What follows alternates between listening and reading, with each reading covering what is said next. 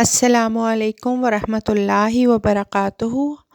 ہم سورۃ البقرہ کر رہے تھے، آئیے آگے آیات کا ترجمہ دیکھتے ہیں۔ اعوذ باللہ من الشیطان الرجیم، بسم اللہ الرحمن الرحیم۔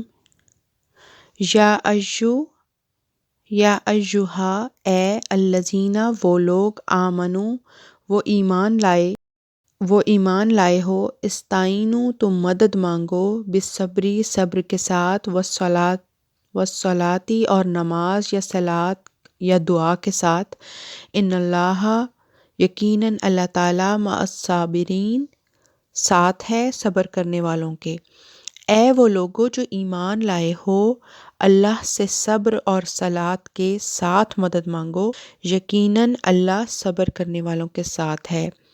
اس آیت میں یہ ہے کہ اے وہ لوگو جو ایمان لائے ہو، جو اللہ تعالیٰ پر ایمان رکھتے ہو،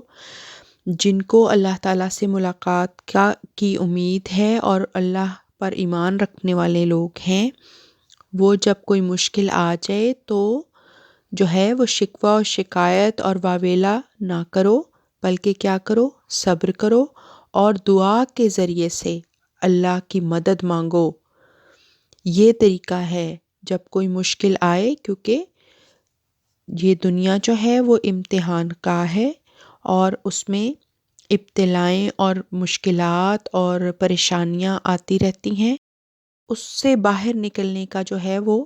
اللہ تعالیٰ نے طریقہ بتایا ہے اس آیت میں، اور یہ بہت عظیم الشان آیت ہے کہ اس میں لوگوں کو جو دکھی دل ہیں ان کی ایک طرح سے ان کی دوا ہے اس آیت میں، کہ اے لوگوں جو ایمان لائے ہو، اگر اللہ پر ایمان رکھتے ہو، اگر تمہیں اس بات کا پکا یقین ہے کہ تمہارا کوئی خالق ہے جس نے تمہیں بنایا ہے اور تم اسی کی طرف لوٹ کر جانے والے ہو، تو جب مشکل پڑتی ہے تو پہلا کام کیا ہے؟ صبر کرو، رک جاؤ، رک کے سوچو، اپنے خدا کے بارے میں سوچو کہ تمہاری مشکل کتنی چھوٹی ہے، تمہاری پریشانی کتنی چھوٹی ہے اور اللہ کتنا بڑا ہے۔ پہلا کیا کرنا ہے؟ صبر کرنا ہے، اور اس کے بعد دوسری چیز دعا کے ذریعے نماز پڑھو، نماز میں دعائیں مانگو، سجدوں میں دعائیں کرو اور اللہ کی مدد مانگو۔ اللہ یقیناً صبر کرنے والوں کے ساتھ ہوتا ہے، تو اس موقع پہ بے صبری نہیں دکھانی۔ آگے ہے اور لا نہ تقولو، تم کہو، لی واسطے، من یقتلو، جو قتل کیا گیا، فی میں سبیلی، راہ اللہ کی، امواتن، مردہ، بلکہ احیاء، زندہ ہیں، اور لیکن لا نہیں، تشعرون، تم شعور رکھتے۔ اس آیت کا بامحاورہ ترجمہ یہ ہے کہ اور جو اللہ کی راہ میں قتل کیے جائیں، ان کو مردے نہ کہو، بلکہ وہ تو زندہ ہیں، لیکن تم شعور نہیں رکھتے۔ اور جو لوگ شہید ہو جاتے ہیں، جو لوگ اللہ کی راہ میں قربان ہو جاتے ہیں، جو اللہ کی راہ میں مارے جاتے ہیں، شہید ہو جاتے ہیں، ان کے متعلق اللہ تعالیٰ کیا فرماتا ہے کہ ان کو مردہ نہ کہو، وہ مردہ نہیں ہیں بلکہ وہ زندہ ہیں، مگر تم سمجھتے نہیں۔ یعنی کہ ان کے اندر وہ جذبہ تھا دین کے لیے، ان کے اندر وہ ایمانداری تھی، ان کا وہ ایمان تھا کہ وہ روحانی طور پہ جب زندہ تھے تب بھی بہت سارے زندوں سے بہت بہتر تھے، اور جب وہ اللہ سے جا ملے تب بھی وہ مرے نہیں بلکہ وہ زندہ ہی ہیں۔ ان کے ایمان کی وجہ سے ان کے ایمان کی وجہ سے ان کو زندگی ملی، اور وہ مرنے کے بعد بھی جو ہے وہ زندہ ہیں۔ اللہ تعالیٰ کہتا ہے کہ اللہ تعالیٰ فرماتا ہے کہ ان کو مردہ نہ کہو بلکہ وہ زندہ ہیں۔ اور لا ضرور، نبلون، ہم آزمائیں گے، تمہیں، بشیء، کچھ، من الخوف، خوف سے، والجوع، اور بھوک سے، ونقص،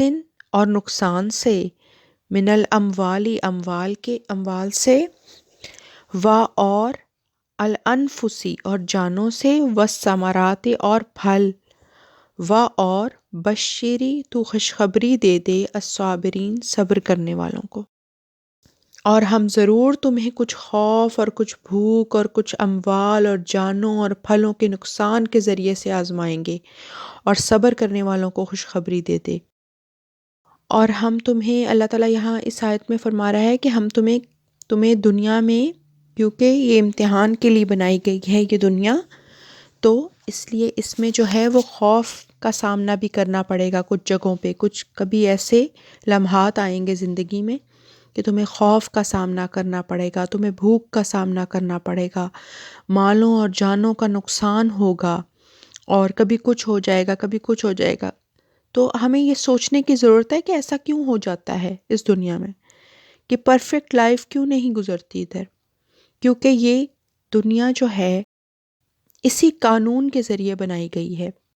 کہ یہاں پہ انسانوں کا امتحان لے لیا جائے کہ کون جو ہے وہ اچھے عمل کرنے والا ہے اور کون برے عمل کرنے والا ہے، کون صبر کرنے والا ہے، کون بے صبری دکھانے والا ہے، کون شکر کرنے والا ہے، کون ناشکری کرنے والا ہے۔ تو اس وجہ سے اس دنیا میں اتنے امتحان آتے ہیں، اور پھر اس کی ایک یہ ریزن بھی ہے کہ فی الوقت اس دنیا میں جنتی اور جہنمی دونوں قسم کے لوگ رہ رہے ہیں۔ اللہ کی ذات بہتر جانتی ہے، اللہ اس چیز کو بہتر علم رکھنے والا ہے کہ کون جو ہے وہ جنت میں جائے گا، اور آخرت میں جو ہے وہ کیا فیصلہ کس کے حق میں ہوگا، جنت کا فیصلہ کس کے حق میں ہوگا اور جہنم کا فیصلہ کس کے حق میں ہوگا۔ تو اس وجہ سے فی الوقت تو یہ امتحان گاہ ہے، جیسے ایک ایگزامینیشن ہال ہوتا ہے، اس میں سب بچے بیٹھ کے اپنا ایگزام دے رہے ہوتے ہیں، سب پیپر پینسل پکڑ کے لکھ رہے ہوتے ہیں، اب کیا پتا کہ کون فیل ہوگا اور کون ٹاپ کرے گا۔ تو اسی طرح بالکل اس دنیا میں بھی یہی ہو رہا ہے، جیسے میں نے مثال دی ایگزامینیشن ہال کی، بالکل یہی ہے۔ تو کچھ لوگ جو ہیں جب ان کو پیپر میں کوشچن نہیں آ رہا ہوتا تو وہ ڈر رہے ہوتے ہیں، ہائے ہم فیل ہو جائیں گے، اب کیا ہوگا۔ تو یہ جو ہے یہ ان کا امتحان ہو رہا ہوتا ہے۔ تو وہ جو ایمان والے ہیں، اللہ تعالیٰ نے کہا ہے کہ وہ غم نہیں کھائیں گے، وہ کوئی خوف نہیں ہوگا ان پہ، وہ غم نہیں کریں گے، اسی وجہ سے کیونکہ جب تیاری ہوتی ہے نا، جس اسٹوڈنٹ کی تیاری ہوتی ہے اس کو پتہ ہوتا ہے کہ یہ کوشچن پیپر میرے سامنے آ گیا، مجھے تو سارے سوالوں کا جواب آتا ہے، تو اس لیے مشکل نہیں ہوتی اس بچے کو جس نے پڑھا ہوتا ہے، جس نے تیاری کی ہوتی ہے۔ لیکن جس نے کوئی تیاری نہیں کی ہوتی اس کو بہت ڈر لگ رہا ہوتا ہے۔ اور بعض اوقات ایسا بھی ہوتا ہے کہ آپ کو آتا ہوتا ہے کوشچن کے جوابات آتے ہوتے ہیں، پھر بھی ڈر لگ رہا ہوتا ہے، پھر بھی آپ اللہ تعالیٰ کی مدد مانگ رہے ہیں، تو اللہ تعالیٰ یہی کہتا ہے کہ صبر کرو اور نماز کے ذریعے سے مجھ سے مدد مانگو۔ اور